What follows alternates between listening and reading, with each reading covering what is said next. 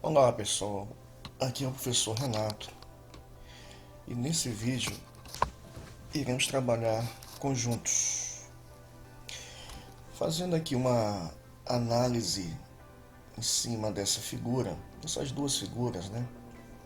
Nós temos aqui alguns bonequinhos representando os possíveis candidatos a um simulado de Enem, de matemática.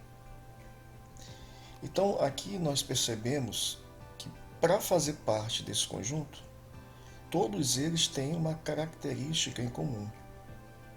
Todos eles irão se submeter a esse simulado de matemática.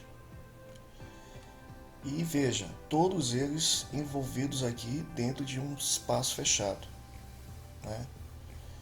Então, o que eu posso observar aqui? Eu posso observar que essa coleção de elementos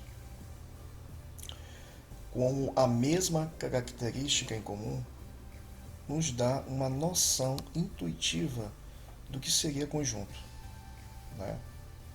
Porque conjunto não existe uma definição formal. Existe aquilo que a gente entende como conceito. Por isso que eu posso dizer que conjunto é tudo aquilo que nos dá uma ideia de coleção ou agrupamento. Os conjuntos, eles podem ser representados de três formas básicas. Dentre elas, nós temos o diagrama. O diagrama é aquela forma onde você coloca os elementos dentro de um espaço fechado, um círculo fechado, espalhado dentro dele. Os conjuntos vêm com uma letra maiúscula associada para que eu possa dar um nome ao conjunto. Então aqui eu tenho um conjunto A. Conjunto A, aqui representado pelos dias da semana de segunda a sexta-feira. Uma outra forma de representar conjunto é a nomeação. Na nomeação, os elementos são colocados entre chaves separadas por vírgula, como ocorre aqui na letra B, no exemplo B. Então veja, você tem aqui como exemplo as letras da palavra vida, V, I, D, A, todos eles separados por vírgula. Quando você usa esse procedimento, você está fazendo o quê? Você está representando o conjunto através de uma nomeação. E uma outra terceira forma de representar o conjunto é a propriedade. A propriedade, você usa alguns símbolos matemáticos ou uma frase que possa representar os elementos de forma indireta, como aqui nesse exemplo C, o conjunto dos estados da região nordeste do Brasil. Veja, eu consigo observar os elementos na forma de diagrama, eu consigo observar os elementos na forma nomeada, porém, usando uma propriedade, os elementos ficarão subtendidos.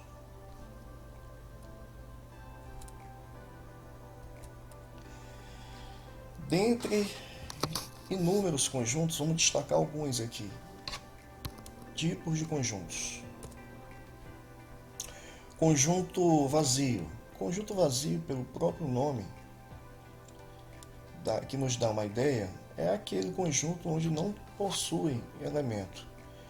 O conjunto vazio ele tem como simbologia você ter uma chave sem nenhum elemento ou uma bola cortada, representando nas duas situações o conjunto vazio. Pegando aqui um exemplo de conjunto vazio, nós temos o seguinte: o conjunto dos números naturais antecessores ao zero. Como bem nós sabemos, para ser antecessor ao zero tem que ser um valor negativo. E valor negativo não faz parte do conjunto dos naturais. Logo, esse conjunto aqui é um exemplo de conjunto vazio. Além do conjunto vazio, nós temos o conjunto unitário. O conjunto unitário é aquele conjunto onde ele só tem um elemento, né? caracterizado por possuir apenas um único elemento. Exemplo: o conjunto dos números naturais compreendidos entre 0 e 2. O único número que faz parte dessa condição é o número 1, que fica exatamente entre 0 e 2. Logo, esse conjunto é um exemplo de conjunto unitário. E temos também o conjunto finito. O conjunto finito é aquele conjunto onde podemos determinar a quantidade de elementos que faz parte dele. Exemplo: o conjunto das estações do ano. É um exemplo de conjunto finito, pois sabemos a quantidade de elementos que fazem parte desse conjunto. Conjunto infinito. Conjunto infinito é justamente o contrário do anterior. É aquele conjunto onde não temos condições de determinar a sua quantidade, ou seja, uma quantidade ilimitada de elementos. Exemplo: o conjunto das gotas de um oceano.